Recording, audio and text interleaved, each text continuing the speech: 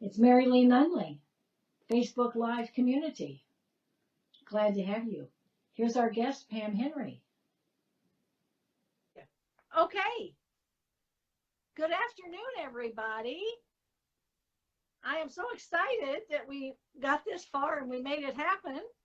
I have with me Pam Neaton, and she is a stroke survivor.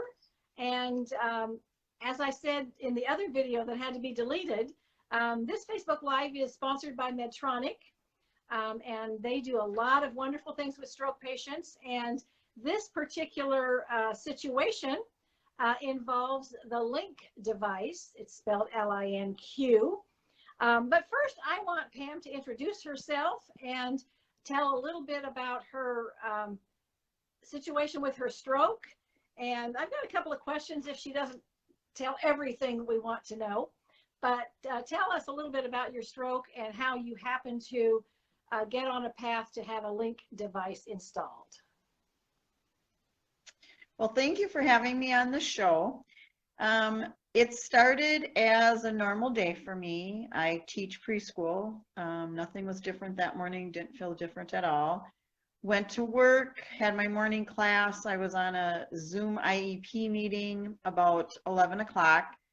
Went to move the mouse on my computer, and my hand, as I describe it, was like a floppy crappy. It couldn't grasp anything. I had to take my other arm to move that arm. I'm just like, this is kind of weird, but I had my hands on, or my elbows on the desk, so I thought, well, maybe it's a pinched nerve. Continued with my IEP meeting, got off of it, and something was just not right. I felt fine. I carried on a conversation with the gal that's my helper in my classroom. I walked fine, everything was good. Went in the bathroom and did a stroke assessment on myself. You know, close your eyes, stand on one foot, finger to nose, smile, all that kind of stuff. Nothing was showing up, but for some reason I just felt like something wasn't right. So I ended up telling the gal that was my helper that I'm going home, you know, and you're going to, find someone else to teach. We had somebody that had already been lined up in an emergency that would come for anybody in the school, so we were okay with that. I went home. I live about 12 miles from school. We're on a farm, and my husband was gone trucking grain, and I called and asked where he was, and he was about a half an hour away. I said, well, I think you need to come home, and I need to go to the hospital. This whole time, still being totally coherent, talking, my balance, everything, vision, everything was fine, just the floppy, crappy hand.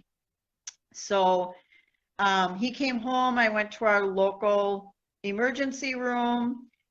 They took me back. Nothing really showed up other than my floppy crappy hand. They did a CAT scan, a minimal MRI, came back into the room and told me that I had a stroke. And my response was, no, I didn't, and I don't think that's right. And he was like, yeah, you did. So through telehealth, the neurologist from the local Minneapolis hospital, Abbott Northwestern, came on to the little screen in my room and just talked about, you've had a stroke, this is what we want to do, we're going to treat you with the TPA, we're going to have you do it IV, and we're putting you in an ambulance and bringing you down to Abbott Northwestern. At which time I was like, well, why can't I just stay here? And they're kind of like, you don't understand, this is kind of serious. I'm like, okay. And at that point also, I was like at 3 hours and 45 minutes since it happened. So the neurologist just told me, he said, I can't guarantee this is going to help you, but this is something we truly need to do. So they gave me the IV, and I got in the ambulance and went with the lights and the sirens down to Abbott Northwestern, and he met us as we were coming into the neurology ICU, and very nice man, very good doctor, just kind of talked a little bit about what happened. They did numerous tests. My husband came down on Thursday, and the neurologist suggested that maybe this LINQ would be a good idea for me to have, because they had been monitoring my heart. Yeah, I have a quick question. Did they call it a cryptogenic stroke at the very beginning?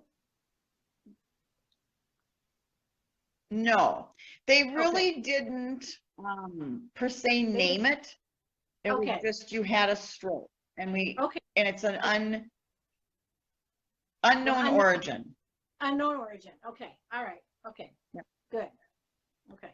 Go ahead. Yep. Sorry. So nope, that's okay. Ask questions in case I forget as I'm going along. But so he just suggested this. He said we've been monitoring your heart. There's nothing there, nothing from the hospital when you originally came in. Because as you know, sometimes they think it could be AFib. Nothing was showing up. I had numerous tests on Thursday and Friday morning, and still nothing was showing up. So he said, I think this would be a good fit for you. And I said, certainly. I mean, I still feel like it didn't happen. It seems very surreal to me. And especially being that I wasn't sick, I had no other symptoms. I only had the floppy, crappy hand. My memory was good.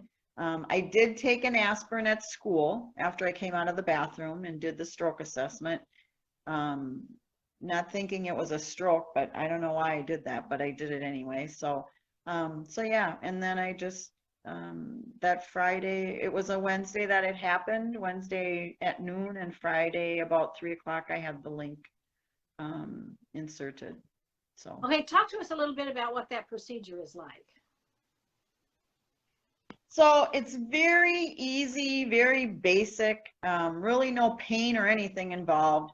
My concern, I've never been in a hospital. I'm 60 plus years old, never been in a hospital, never had a surgery, anything like that. I was worried like, okay, do I need to be put under or blah, blah, blah.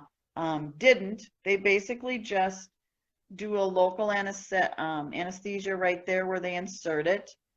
They numb the area and they just cut a little hole, a little incision, and they insert that link, and you'll hear it click in there because there's a box I shouldn't say a box because it sounds really bad, but there's just this little container that they put in there, and then the link slides in it, and then it just clicks. There's no stitch to it. There's basically nothing. They just put a Band-Aid over it and you're good to go. So it took longer for people to all get there and get together because you have to have a representative from Medtronic in the room with you. That took longer than it took to have the procedure done. It was just, I didn't even think I got to think about it for 5-10 minutes and it was done. So I didn't have any problems when I came home. I didn't, get an infection. Obviously you can't shower and get water there, but yeah, so. So it's all and healed. what that does, yep, it's all healed up. I mean, it healed up really fast. It was a year ago, March 3rd, that I had it, the link installed. And then I came home that Friday, got home about 10 o'clock that night, and when you have a link monitor like this in you, it looks like a cordless phone that's next to your bed. And then at night it transmits every night, like between 2 and 5 in the morning, transmits down to Abbott Northwestern. They look at it and then they can tell like, oh, if my heart AFibbed or if something was weird with my heart that night. So that's every day. And then once a month you send a manual one, which kind of takes a glimpse of the whole month ahead of time. So. How did, I guess from a psychological or an emotional standpoint, does it give you some peace of mind? How does it make you feel, like knowing that your heart is being monitored, even though there wasn't a big heart issue? It very well could have been, because strokes with no known origin can be from undetected AFib, and it may be not very often. So talk to us a little bit about how that makes you feel to have this, maybe the security of that. It really sets my mind and my body at ease because I know that someone is watching that. And my husband said that too. He's like, I'm gone all day, and if something would happen to you, but you don't know it, at least at night we'd know when that is getting transmitted during the night. And I know it works. I was home probably 3 months with it. And I got a phone call from Abbott Northwestern and they said, "Hey, how you feeling?" And I'm like, "I'm feeling fine." And they're like, "Okay, well, something weird showed up on your transmission last night. So can you just send a manual one because we want to check?" And I was like, "Oh boy," you panic right away and get all scared. And the nurse was very reassuring. She said, "It's nothing to worry about. Sometimes this happens if it's updating and it's transmitting at the same time. Just don't worry about it, but we need to get it figured out." So I transmitted and they called back within 15 minutes and said, "Yep, that's what happened. It was transmitting and it was updating and it just showed something weird in that heart part." So I know it works. So that makes me feel even better because sometimes you do this stuff and you think, okay, how does all this technology really work? I don't know if this thing really works or, whatever, but it gave me peace of mind that, oh yeah, if something happens, Yeah. they're there watching. So Yeah.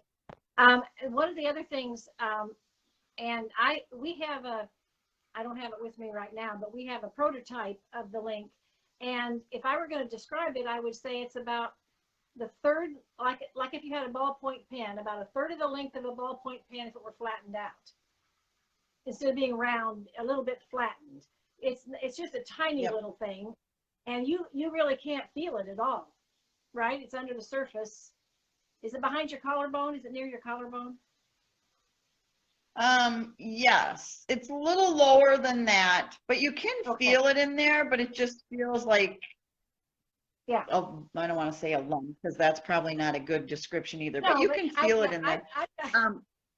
I've still got my chemo port. I know exactly what you're talking about. I can feel it under there, but I can feel it with my finger, but I can't feel it otherwise.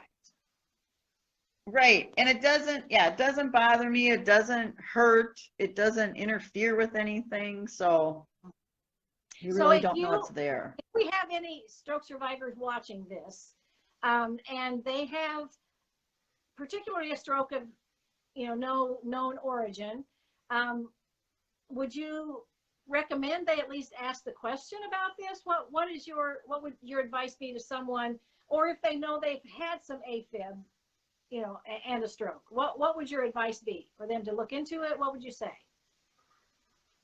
I would definitely say, talk to your doctor and look into it. I mean, it's amazing the technology that they can do now, but also just that unknown. And it's interesting because when I had my stroke and I talked about this to people and they thought it could be AFib, but nothing showed up in the hospital and whatever. Numerous people that I had no idea had AFib.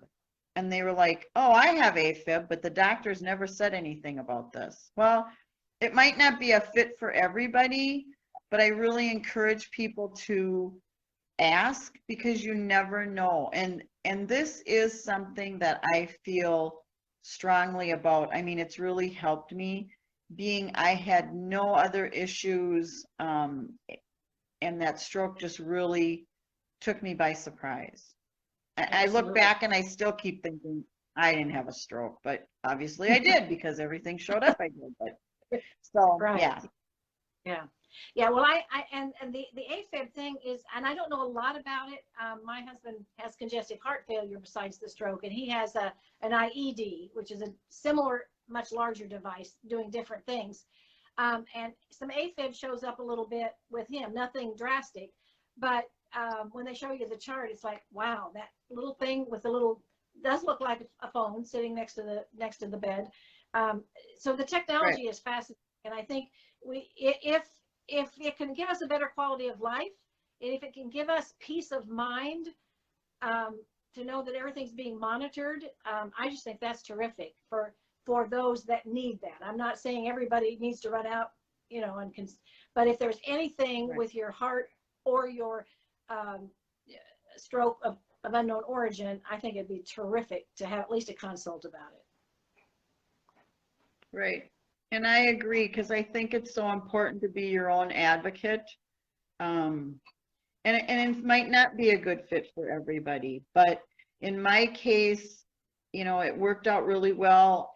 and also being that I just had no clue I had a stroke. I mean, Right. to me, Right. stroke Yeah. is always like you can't talk, your speech is slurred, your balance is off, your vision is bad, you can't do any of that stuff.